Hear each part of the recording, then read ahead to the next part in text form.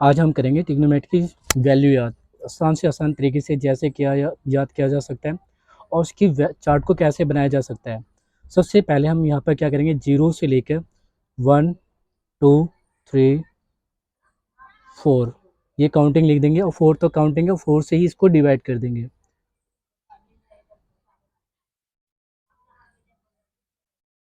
Four से divide करने पे ये जीरो आ जाएगा, ये 1/4 होगा और ये कैंसिल होकर 1/2 हो जाएगा और ये 3/4 हो जाएगा और ये 4 से 4 कैंसिल, ये आ जाएगा 1।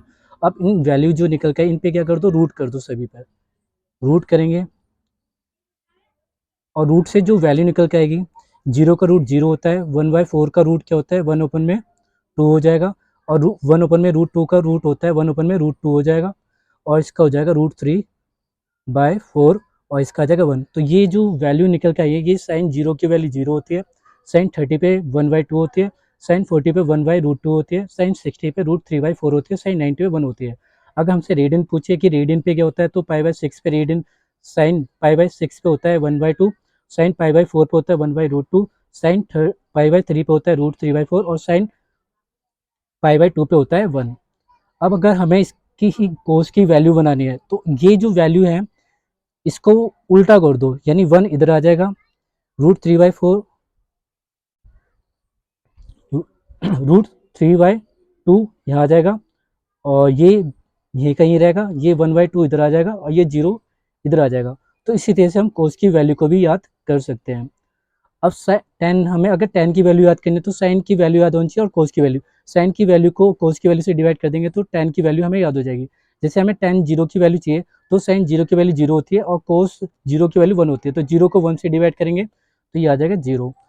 और ऐसे हमें टेन 30 की वैल्यू चाहिए तो साइन 30 की वैल्यू 1/2 होती है और कोस 30 की वैल्यू की जो वैल्यू होती है √3/2 उससे डिवाइड कर देंगे, तो ये 2 से नीचे 2 कैंसिल, ऊपर बचेगा 1 और नीचे बचेगा √3। और टेन 45 की वैल्यू चाहिए तो साइन 45 की वैल्यू होती है 1/√2 और कोस 45 की वैल्यू से डिवाइड कर देंगे तो पूरा कैंसिल हो जाएगा, तो ये आ जाएगा 1। ऐसे कोस टेन 60 की वैल्यू चाहिए तो साइन 60 की वैल्यू क्या होती है, √3/2 होती है और कोस 60 की वैल्यू होती है 1/2, नीचे 2 से 2 कैंसिल, ऊपर बचा √3।